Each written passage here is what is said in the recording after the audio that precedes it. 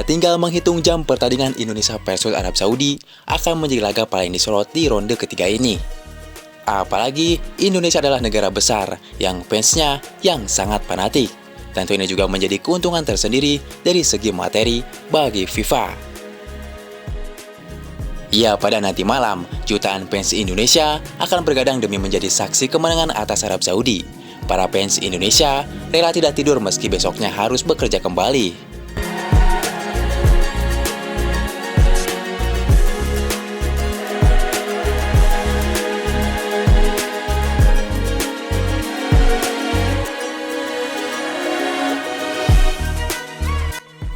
Ya, di lain sisi, pelatih Sintayong menunjuk Jai Ijes sebagai kapten timnas Indonesia untuk laga melawan Arab Saudi. Tentu dari semua pemain, Jai Ijes lah yang saat ini bermain di level tertinggi di Eropa. Tak heran jika Sintayong mempercayakannya kepada Jai Ijes. Mendapatkan kepercayaan itu, Jai memastikan pasukannya tidak takut melawan Arab Saudi.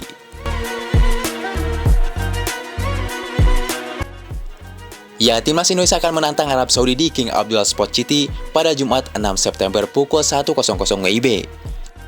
Jai Ijes pun sadar bahwa Arab Saudi punya pemain-pemain berkualitas dan akan menjadi lawan berat untuk timnas Indonesia. Namun bek Serie A itu menegaskan bukan berarti tim asuhan Sintayong itu tidak punya peluang untuk meraih hasil maksimal. Ia memastikan timnas Indonesia bisa menang karena di sepak bola apapun bisa terjadi. Untuk pertandingan besok, kami tahu Arab Saudi memiliki pemain yang berkualitas di liga mereka. Tapi pada akhirnya, ini adalah sepak bola. Jadi, apapun bisa terjadi. Seperti Arab Saudi melawan Argentina dengan skor 2-1 dalam Piala Dunia 2022, kata Jai Ijes dalam konferensi pers. Ya, pemain Venezia itu memastikan timnas Indonesia akan berusaha menampilkan permainan terbaik sepanjang 90 menit permainan. Sebab target timnya adalah mencuri poin dari tangan skuad Green Falcon. Namun ini adalah kesempatan kami untuk bisa meraih hasil maksimal di pertandingan di laga pertama putaran ketiga ini. Jadi, kami memiliki tujuan dan semua juga berjuang untuk targetnya, sambung Jai. Ya, di sisi lain, wasit asal Jordan, Adnan Mahadme akan memimpin laga Arab Saudi kontra Indonesia dini hari nanti. Adnan Mahadme sebelumnya memiliki rekam jejak karir di sejumlah laga di Liga 1 Indonesia. Seperti pada 12 Agustus 2024, Adnan Mahadme pernah memimpin pertandingan Semen Padang versus Borneo. Kemudian, pada 16 Agustus 2024, Adnan Mahadme juga pernah menjadi wasit Barito Putra versus Madura United. Ya, dan terbaru, pada 25 Agustus 2024, Adnan Mahadme sempat masuk dalam jajaran wasit di laga Persib Bandung versus Arema. Ya, meski sudah biasa memimpin para pemain Indonesia, para pemain skuad Garuda harus juga berhati-hati terhadap provokasi Al-Buhaili. Pemain ini dikenal tengil dan selalu membuat lawannya emosi. Jadi jangan sampai pemain Indonesia terkena kartu merah karena provokasinya. Ya, di balik itu, pelatih timnas Arab Saudi, Roberto Mancini, turut mengakui perkembangan timnas Indonesia. Dia pun waspada dan sama sekali tidak mau menganggap remeh timnas Indonesia. Pertandingan besok akan sulit. Kami mengenal tim Indonesia dengan baik, dan pertandingan pertama selalu sulit. Kami ingin memulai kualifikasi ini dengan baik, kata Mancini. Ya, kemudian pelatih timnas Indonesia Sintayong mencoba realistis pada putaran ketiga ini. Arsitek asal Korea Selatan itu tidak mengincar posisi pertama atau kedua. Sintayong merasa target yang paling masuk akal untuk timnas Indonesia adalah membidik urutan ketiga atau keempat. Kami sebenarnya berada di grup neraka jika mempertimbangkan lebih jauh. Bisa dibilang, kesempatan lolos langsung ke Piala Dunia 2026 hanya 20-30%, ujar Sintayong. Sebenarnya buat kami, ini bukan hal mudah, tapi hal sulit.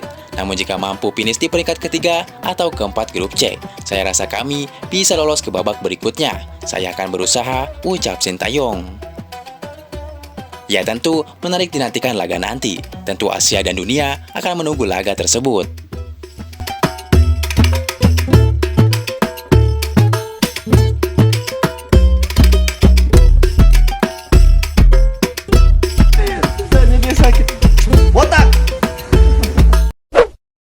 Case, I think there should be respect for human rights, and in this diverse world, this cannot happen.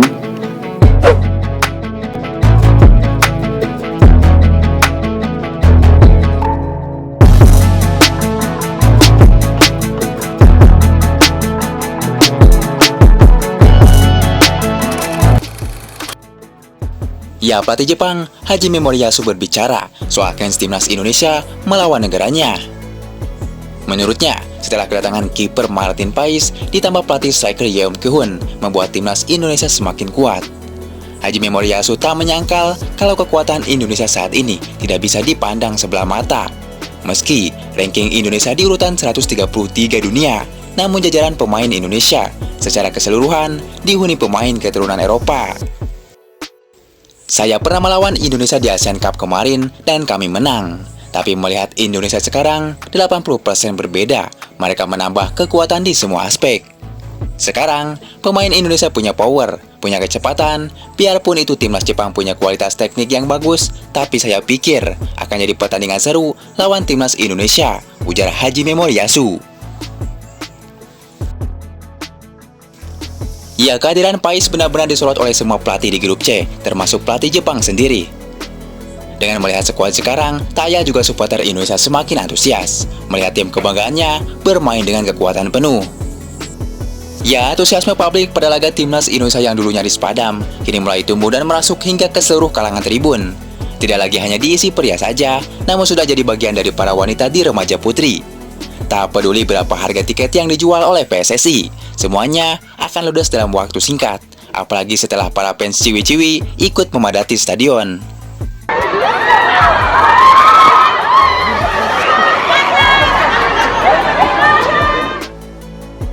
Ya, namun terlepas dari pro kontra munculnya para fans FOMO di sepak bola Indonesia, kita harus jujur kalau Garuda yang sekarang telah mengalami peningkatan prestasi yang signifikan. Babak 16 besar Piala Asia dan peluang lolos ke Piala Dunia 2026. Jadi bukti kalau sepak bola Indonesia sudah beberapa langkah lebih maju.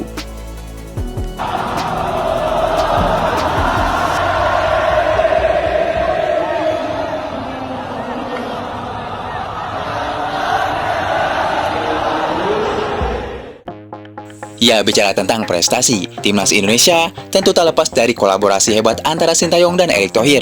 Keduanya memiliki ambisi dan tujuan yang sama dalam membawa Garuda terbang lebih tinggi. Kolaborasi Sintayong dan Erick Thohir berhasil melahirkan generasi timnas yang kuat. Datangnya para pemain keturunan top sukses menjadikan Garuda jadi tim termewah di ASEAN.